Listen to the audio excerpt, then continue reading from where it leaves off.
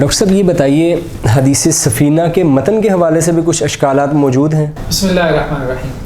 دیکھیں جس طرح ہم نے حدیث حذیفہ کے مختلف متن کے بارے میں بات کی تھی جی کہ ایک ہی راوی سے جب مختلف متن آتے ہیں تو آپس میں کنٹرڈکٹ کر رہے ہیں. دیکھیں نا مختلف راویوں سے آئیں تو کنٹرڈکشن ہو متن میں ٹیکسٹ میں تو وہ تو سمجھ میں آتی ہے جی، لیکن اس کو کہتے ہیں کہ یہ سیلف کنٹرڈکٹری جو ہے وہ نریشن ہے. اسی طرح سے اب آپ دیکھیں اسکرین پہ جب مسند احمد میں ہم اس روایت کو دیکھتے ہیں, اچھا راوی ایک ہی ہے سفینہ, ٹھیک ہے, تو کیا کہہ رہے ہیں خلافت جو ہے وہ میری امت میں کیا ہوگی, خلافت 30 سال تک, 30 سال رسول نے کہا, ٹھیک ہے. بالکل. اس کے بعد یہی روایت سنن کبریٰ میں ہے امام نسائی کی, جی. اس میں بھی کیا الفاظ ہیں کہ میری امت میں خلافت صرف خلافت کا لفظ ہے, ٹھیک ہے, یہ سفینہ جی راوی سے حدیث سفینہ ہی ہے, سفینہ ہی ہے بالکل. وہاں بھی کیا الفاظ ہیں, خلافت کہ خلافت جو ہے وہ 30 سال تک ہوگی, ٹھیک ہے. جب یہ روایت جو ہے وہ مسند طیالسی کے اندر آتی ہے تو وہاں پہ بھی یہی الفاظ ہے کہ خلافت میری امت میں کیا ہے 30 سال تک رہے گی, بالکل. یہ ساری حدیث کی کتابوں میں مسند احمد, سنن نسائی, سنن ترمذی اور مسند طیالسی میں. پھر اب آپ آئیں سنن ابی داؤد میں. سنن ابی داؤد میں جب آتا ہے تو کیا الفاظ ہیں, خلافت النبوہ, وہی سفینہ والی روایت ہے, جی, ٹھیک ہے, رضی اللہ عنہ, کہ خلافت نبوت جو ہے وہ 30 سال ہوگی. تو اب کنٹرڈکشن آ گئی, بالکل, کہ اس سے کیا مراد ہے, خلافت مراد ہے یا خلافت نبوت مراد. زیادہ تر روایات میں خلافت کے الفاظ آ رہے ہیں, بالکل, خلافت نبوت کے الفاز نہیں آ رہے. لیکن اس کے باوجود اگر آپ یا ہمارا جو فریق مخالف ہے وہ انسسٹ کرے کہ جی نہیں ہم خلافت نبوت ہی مراد لیتے ہیں, اس صورت میں اب آپ دیکھیں کہ ہم نے کہا تھا کہ جو صحیح مسلم کی روایت ہے, صحیح مسلم کی روایت اس کے ساتھ یہ کنٹرڈکٹ کر رہی ہے, بالکل, ٹھیک ہے. ایک تو حدیث سفینہ خود جو ہے وہ کنٹرڈکٹ کر رہی ہے کس کے ساتھ, حدیث حذیفہ کے ساتھ, ٹھیک ہے, کیونکہ حدیث حذیفہ کہتی ہے کہ خلافت ہوگی جب تک اللہ تعالیٰ چاہے, ٹھیک ہے. حدیث سفینہ کہتی ہے کہ خلافت ہوگی یا خلافت علی منہاج النبوہ ہوگی 30 سال تک, بالکل. صحیح مسلم کی روایت کیا کہتی ہے کہ خلافت کب تک ہوگی, 12 خلفاء تک. اب کنٹرڈکشن آ گئی, بالکل. تو دو روایتیں اگر آپس میں متعارض ہوں تو محدثین کیا کہتے ہیں, ترجیح دیتے ہیں نا, بالکل.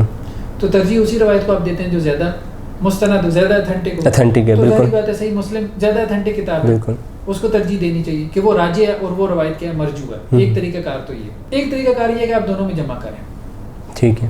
علامہ البانی نے کہا کہ میں آپ کو جمع کر دیتا ہوں, آپ راجح مرجوع کی طرف نہ جائیں. اچھا, علامہ البانی نے اس کو جمع کیا. علامہ البانی نے کیسے جمع کیا, وہ یہ کہتے ہیں کہ جی دیکھیں حدیث سفینہ میں ذکر ہے خلافت علی منہاج النبوہ کا, وہ سنن نبی داؤد والی روایت, بالکل.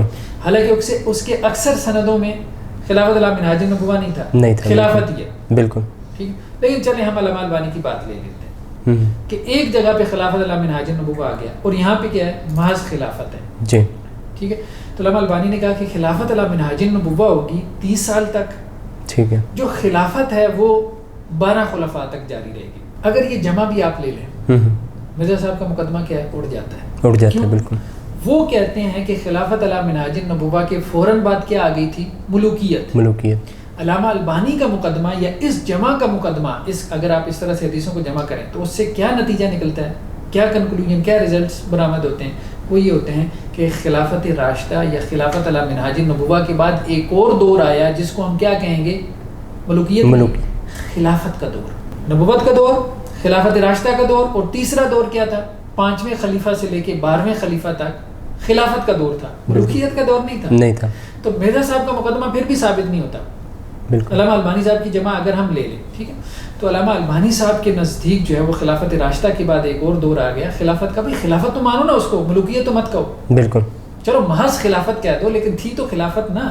یہاں پہ اللہ کے رسول نے یہ تو نہیں کہا کہ 12 ملوک, خلیفہ کہاں ہے نا, بالکل, ٹھیک ہے نا. اگر جمع کر بھی لو تو پھر بھی جمع یہ نکلتی ہے. دوسری بات یہ ہے کہ یہاں خلافت مراد نہیں ہے, یہ علامہ البانی کی یہ بات درست نہیں ہے. یہاں پہ محض خلافت مراد نہیں ہے, یہاں خلافت نبوت مراد ہے صحیح مسلم کی اس روایت میں. وہ کیسے, وہ آپ دیکھیں, روایت کے متن کے اوپر غور کریں کہ اللہ کے رسول کہہ رہے ہیں کہ ھذا الدین لا یزال ھذا الدین. کون سا دین, اللہ کے رسول کے زمانے میں جو دین ہے, جو دین چل رہا تھا, اور وہ کیا ہے, نبوت والا دین, بالکل.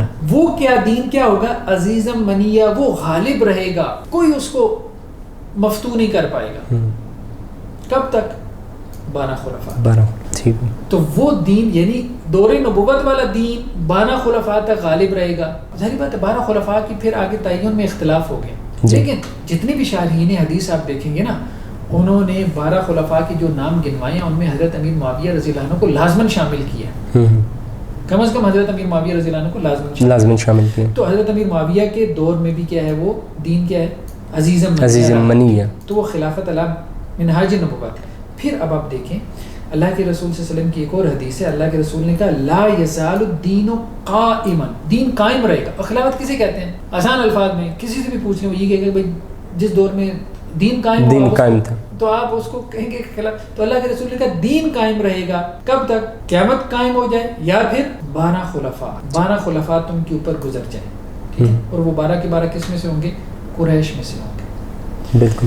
تو کہنا ہم یہ چاہتے ہیں کہ حدیثیں جو سفینہ ہے، پہلی بات تو یہ ہے کہ وہ کنٹرڈکٹ کر رہی ہے حدیث حذیفہ سے، دوسرا صحیح مسلم کی روایت سے.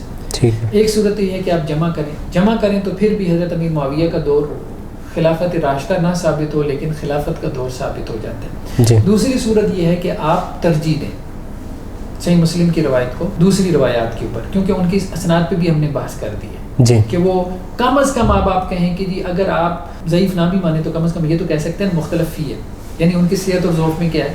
اختلاف یا ان کے بارے میں بہت سارے جو ہے وہ اشکالات ہیں. ٹھیک ہے، یا ان کے بہت سے سوالات ان کے اوپر کھڑے ہوتے ہیں. تو صحیح مسلم تو پھر ویسے ہی اتھینٹک ہے، تو صحیح مسلم کو تو ہمیں لینا چاہیے. تو اس کی روایت کو آپ ترجیح دیں. تو اس کی روایت میں جو بیان ہوا ہے 12 خلفاء کا تذکرہ ہے، تو ظاہری بات ہے اس سے مراد کیا ہے؟